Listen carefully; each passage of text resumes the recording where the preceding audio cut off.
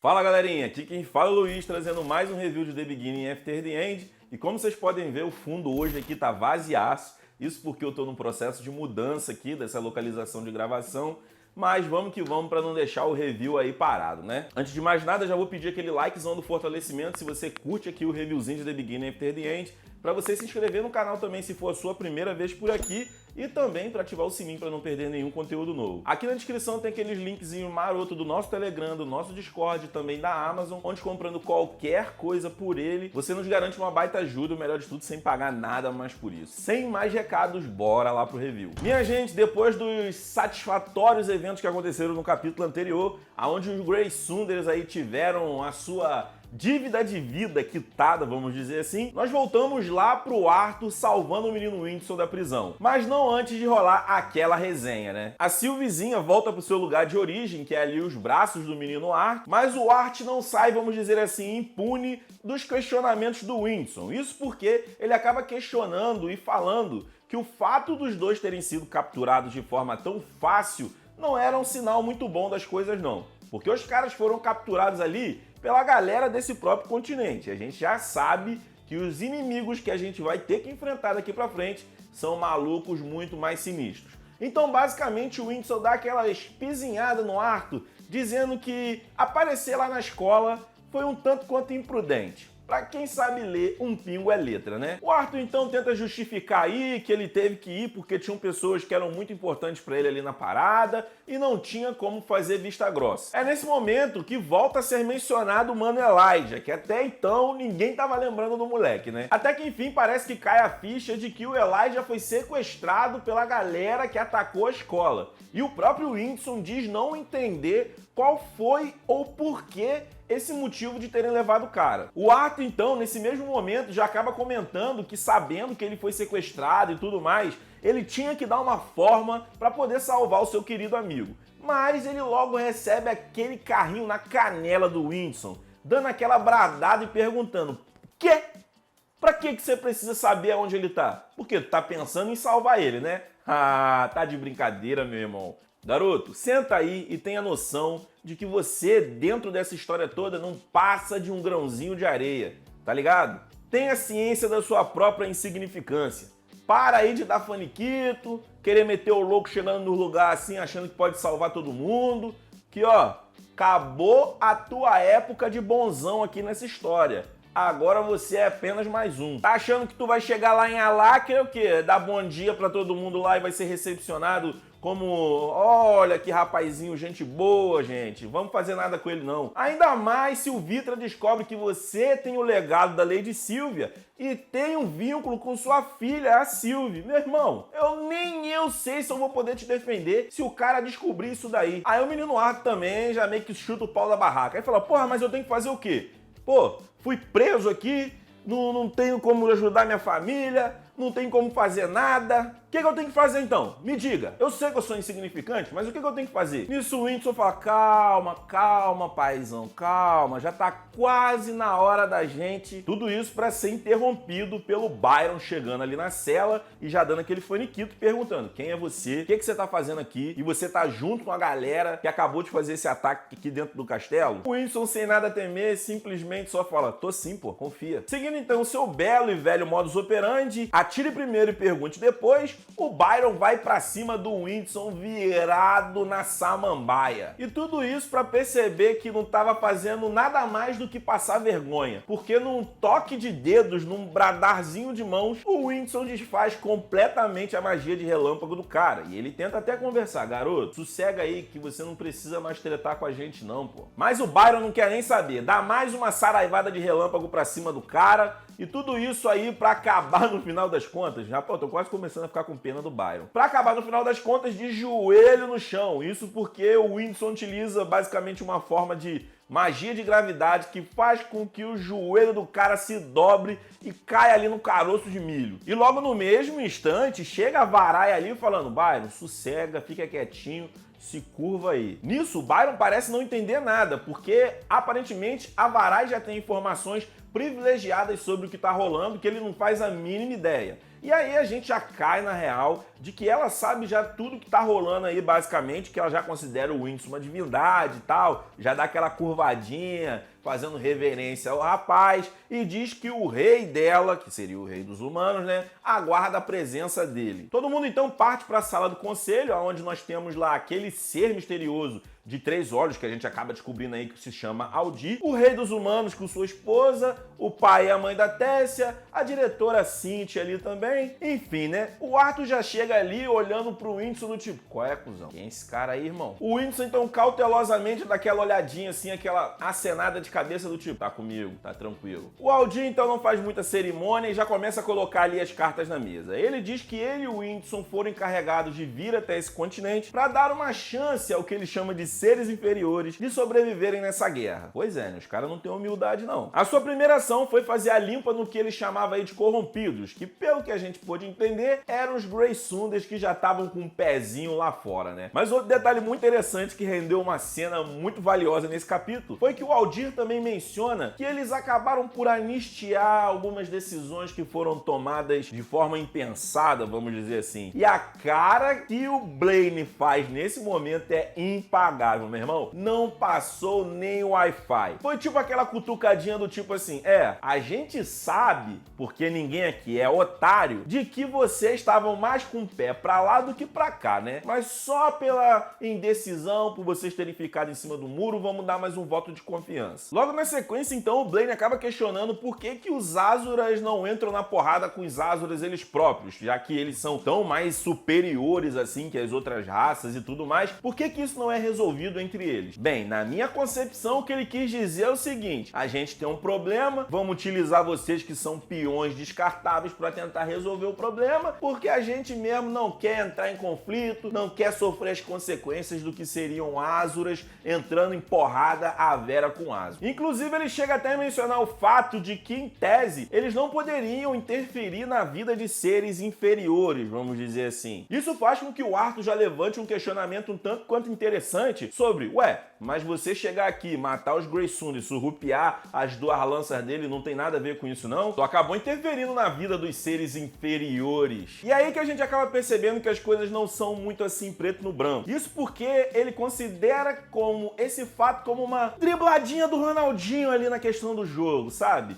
Movimentos necessários para que a guerra seja combatida de forma equivalente ou correspondente, enfim. É tipo um drible do Ronaldinho mesmo. Bem, eu não sei vocês, mas logo quando eu percebo a atitude desses Azuras aí, em relação a como eles lidam aí com as outras pessoas, sobre esses argumentos que eles utilizam, enfim, pra mim só bate a sensação de que são uma galera querendo o bem deles e lasque-se o restante. Mas vamos ver o que a história nos reserva. O Arthur também acaba mencionando sobre o fato da galera de chifre negro, os demônios de chifre negro que estavam sendo enviados para esse continente, há uma pá de tempo e que acabaram até matando uma lança. E aí a Cynthia levanta aquele fragmentozinho que o Arthur conseguiu recuperar lá junto com a Leia, que Deus a tenha. E aí o pai da Tessia fica até naquela de tipo, caraca, meu filho, como é que tu sabe disso? Coitado. Não sabe que foi ele que resgatou o fragmento lá diretamente com a própria coitada da moça. Mas enfim, o Aldir acaba explicando de que esses seres aí não são Azuras. Eles eram seres inferiores no passado, mas que acabaram sofrendo várias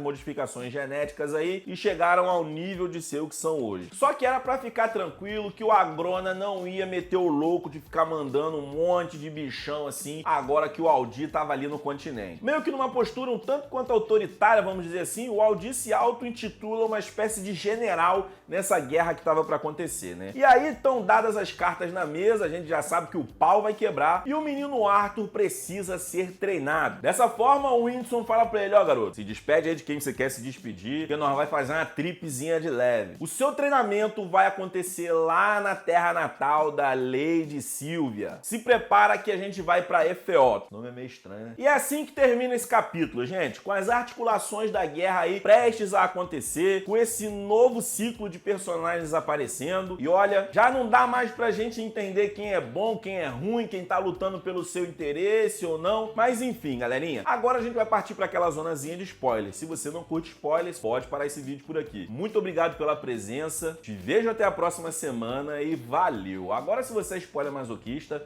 Pode vir. Enfim, galerinha, como a gente já viu no final do capítulo, o menino Arthur tá prometido pra ir pra Terra dos Azuras pra poder dar aquela treinada marota, né? O Windson, então, acaba se teletransportando junto do garoto lá pra aquela floresta Elshire, perto lá onde mora a vovó Rinha, tá ligado? Eles vão acabar se encontrando com a coroa pra pegar aí a localização da onde os pais do Arthur estão, pra ele poder fazer todo o processo de despedida, enfim, coisa e tal. E nesse momento, a gente vai acabar descobrindo mais uma série de detalhes sobre os Azuras, como é que funciona a estrutura de poder deles e etc, a politicagem, e um assunto que o Windson vai estar conversando junto com o Arthur aí. Vamos dizer que ele tipo vai estar passando panorama pro menino Arthur para que ele chegue lá no continente já situado de como é que funciona a situação. Então basicamente existem 8 raças de Azuras e cada uma dessas raças possui diversos clãs abaixo de si. Ou seja, assim como de Catem você tem humanos, elfos e anões, lá em Ephoetus, meu Deus, eu nunca sei falar esse bagulho direito. Lá na Terra dos Azuras você tem 8 raças diferentes. Cada uma dessas raças possui um clã que os representa, vamos dizer assim, que seriam chamados de os 8 grandes. É basicamente os caras mais poderosos. O Arthur então acaba questionando de que raça participa o clã Vitra. E o Windson diz que eles participam da raça dos Basiliscos, que seria uma espécie de serpente gigante. Uma carapuça que cai muito bem pra uma galera que tá aí só na trairagem, né? E aí nesse primeiro momento pode parecer meio confuso isso e tal,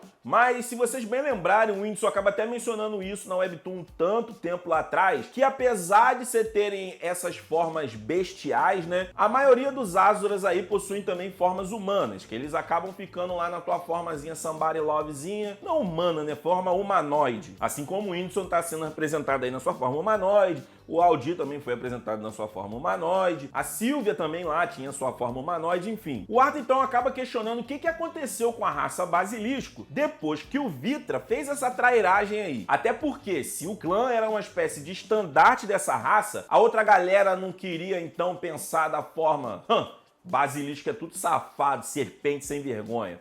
Mas o Windson explica que apesar de muitos aí acabarem ter se exaltado os seus ânimos e tudo mais, achando que os basiliscos deveriam ser meio que exterminados, eles utilizaram a prudência e ficou tudo de boa. Até porque, se eu não me engano, apenas 3 clãs dessa raça debandaram junto com o Vitra aí. Então tinha uma galera ainda que era gente boa, né? Mas você sabe que o estigma vive em cima dos caras como se eles tivessem sido culpados também na situação. Uma coisa que a gente acaba descobrindo também é que essa questão dos 8 grandes clãs, que são aí os estandartes de suas devidas raças, basicamente nunca mudaram ao longo da história. Isso porque essa posição é meio que uma posição de poder mesmo. Basicamente como funciona o mundo em qualquer história, em qualquer tipo de coisa, né? Os mais poderosos ficam ali dominando o bagulho e os mais fracos têm que ou se subjugar ou fazer aquela parceriazinha de lei. Continuando a narrativa, a gente acaba descobrindo também que houve uma tentativa de resolver essa treta aí de Asura contra Asura. Isso porque foi feita uma cúpula ali e foi determinado que fossem enviados atrás aí do Agrona, do clã Vitra, uma série de Azuras de elite para poder passar a peixeira no cara, né? E inclusive foi nesse bando aí que a Sylvia também foi meio que escondida, contra a vontade lá do seu pai, que é lá o líder do clã Indrate da raça dragão. É nessa que o Arthur faz esse questionamento, mas pô, vocês mandaram seus guerreiros de elite lá para poder derrubar os caras. E aí, o que aconteceu? Não funcionou? É nesse momento, então, que o Windson faz meio que uma barreirinha de som ali para contar um detalhe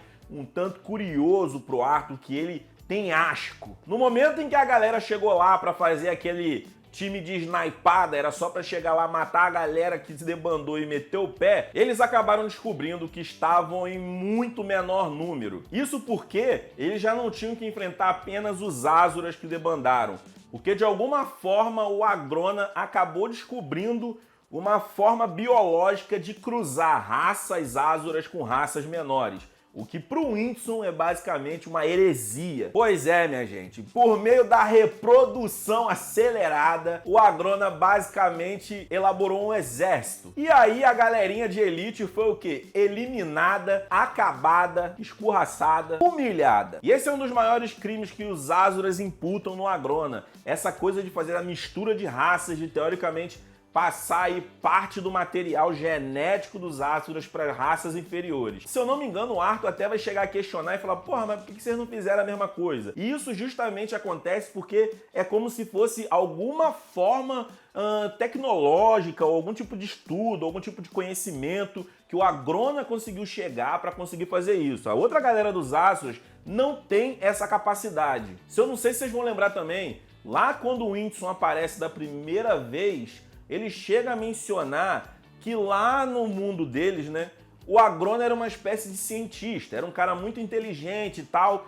que era muito voltado aí a fazer experimentos, descobrir novas coisas. Então, basicamente, é isso que aconteceu, né? O cara tava fazendo lá uma poção pra cá, pra lá, fez um teste capá. Opa!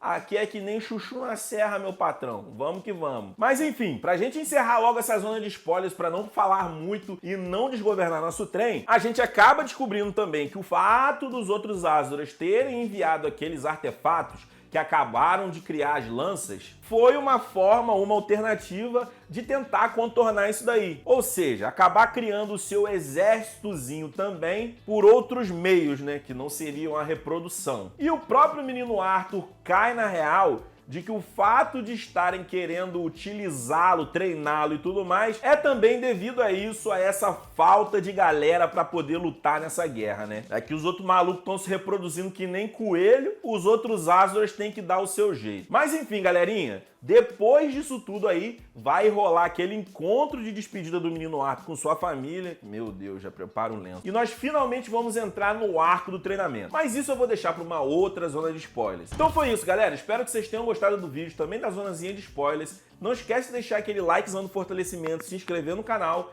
e ativar o sininho para não perder nenhum conteúdo novo. Meu muito obrigado por ter assistido esse vídeo até aqui. Eu vou ficando por aqui, te vejo na próxima semana e valeu!